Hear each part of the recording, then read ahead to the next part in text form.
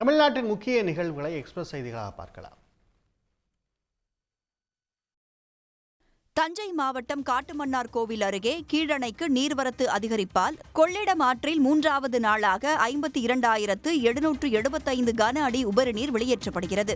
காவிரி நீர்பிடிப்பு பகுதிகளில் பெய்து வரும் தொடர் மழை காரணமாக கீழணைக்கு நீர்வரத்து அதிகரித்துள்ளது. அணையின் பாதுகாப்பு கருதி தொடர்ந்து கொள்ளிடம் ஆற்றில் 3வது நாளாக உபரிநீர் வெளியேற்றப்படுகிறது. ஆற்றின் கரையோரம் உள்ள பொதுமக்கள் பாதுகாப்பாக இருக்குமாறு மாவட்ட ஆட்சியர் அறிவுறுத்தியுள்ளார். மேலும் பொதுப்பணித்துறை அதிகாரிகள் அணையினை தொடர்ந்து கண்காணித்து வருகின்றனர்.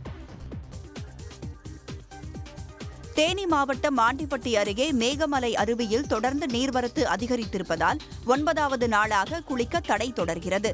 மேற்கு தொடர்ச்சி மலைப்பகுதிகளில் பெய்து வரும் தொடர் மழை காரணமாக மேகமலை அருவியில் வெள்ளப்பெருக்கு ஏற்பட்டுள்ளது.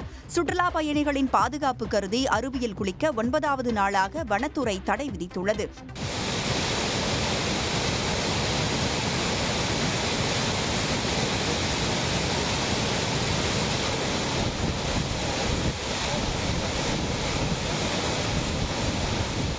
இந்நிலையில் மேகமலை வனத்துறையினர் 2 கிலோமீட்டர் தூரத்திற்கு முன்பாகவே சோதனைச் சாவடி அமைத்து பாதுகாப்பு பணியில் ஈடுபட்டுள்ளனர்.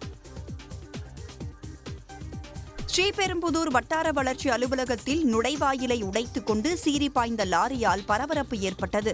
அலுவலக வளாகத்திற்கு சிமெண்ட் மூட்டைகளை ஏற்றிக்கொண்டு லாரி ஒன்று வந்துள்ளது. அலுவலகத்தின் வாயில் கதவு பூட்டப்பட்டிருந்ததால் வாயில் கதவை உடைத்துக் கொண்டு சிமெண்ட் மூட்டை ஏற்றிச் சென்ற லாரியோடு ஓட்டுநர் உள்ளே செல்ல முயற்சி செய்துள்ளார்.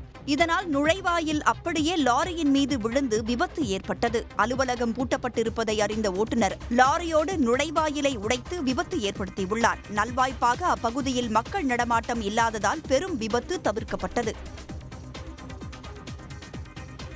குமரி மாவட்டம் நாகர்கோவில் பார்வதிபுரத்தில் எம்ஜிஆர் சிலை உடைத்து சேதப்படுத்தியதால் அதிமுகவினர் ஆர்ப்பாட்டத்தில் ஈடுபட்டனர்.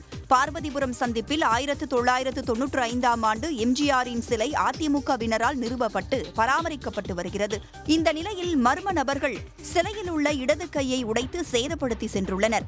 தகவல் அறிந்து அதிமுக நிர்வாகிகள், தொண்டர்கள் அப்பகுதியில் திரண்டு மர்ம நபர்களை கைது செய்ய வேண்டும் என ஆர்ப்பாட்டத்தில் ஈடுபட்டனர். இதைத் தொடர்ந்து சிலையை சேதப்படுத்திய மர்ம நபர்கள் குறித்து சிசிடிவி காட்சிகள் மூலம் போலீசார் ஆய்வு செய்தனர்.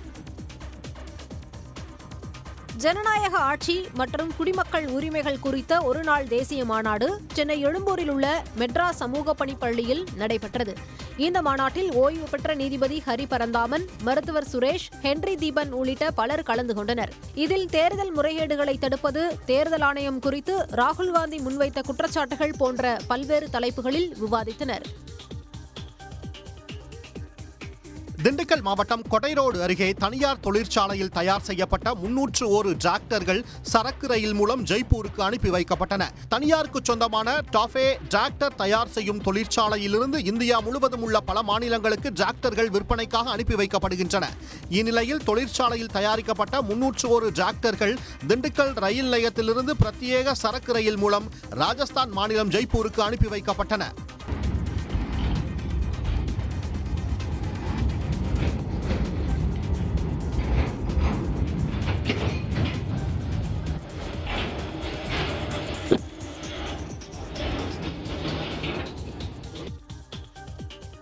கோவை மாவட்டம் இருட்டுப்பள்ளம் அருகே நொய்யல் ஆற்றில் நடந்து சென்ற ஒற்றை கொம்பு காட்டு யானையின் காணொளி வெளியாகியுள்ளது.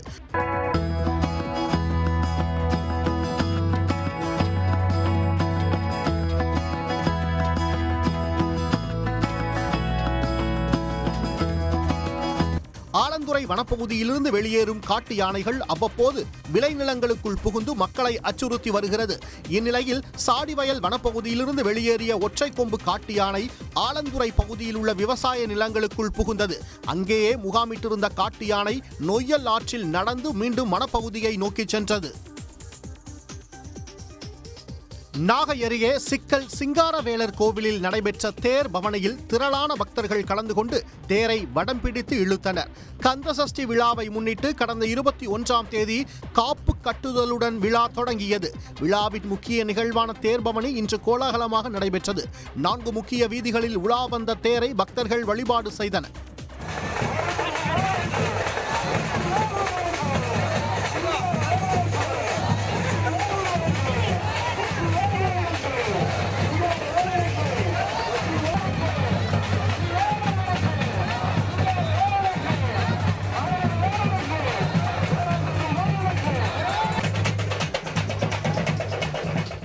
தொடர்ந்து சிங்காரவேலர் சக்திவேல் வாங்கும் நிகழ்ச்சி இன்று இரவு நடைபெற உள்ள நிலையில் 200க்கும் மேற்பட்ட போலீசார் பாதுகாப்பு பணியில் ஈடுபட்டுள்ளனர்.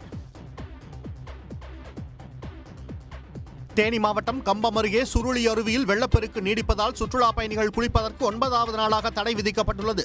சுருளி அருவியின் நீர்பிடிப்பு பகுதிகளான அரிசிப்பாறை, ஈத்தக்காடு, தூவானம் அணை உள்ளிட்ட பகுதிகளில் பலத்த மழை பெய்து வருகிறது. இதனால் அருவிக்கு வரும் ஆற்றில் வெள்ளப்பெருக்கு ஏற்பட்டு நீர் ஆர்ப்பரித்து கொட்டுகிறது.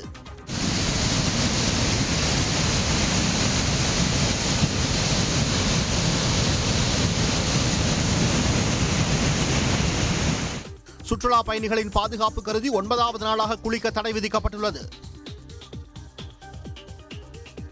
மோந்தா புயல் நாளை மறுநாள் ஆந்திர மாநிலம் காக்கிநாடா அருகே கரையை கடக்கும் என வானிலை மையம் தெரிவித்துள்ள நிலையில் புதுச்சேரி ஏனாம் பிராந்தியத்தில் உள்ள பள்ளி மற்றும் கல்லூரிகளுக்கு நாளை முதல் 29ஆம் தேதி வரை விடுமுறை அறிவிக்கப்பட்டுள்ளது. புயல் முன்னெச்சரிக்கையாக பள்ளிகள் தற்காலிக முகாம்களாக மாற்றப்பட்டுள்ள நிலையில் பொதுமக்கள் எச்சரிக்கையாக இருக்க அறிவுறுத்தப்பட்டுள்ளனர். உடனுக்குடன் செய்திகளை தெரிந்து கொள்ள சன் நியூஸ் பெல் ஐகானை கிளிக் பண்ணுங்க.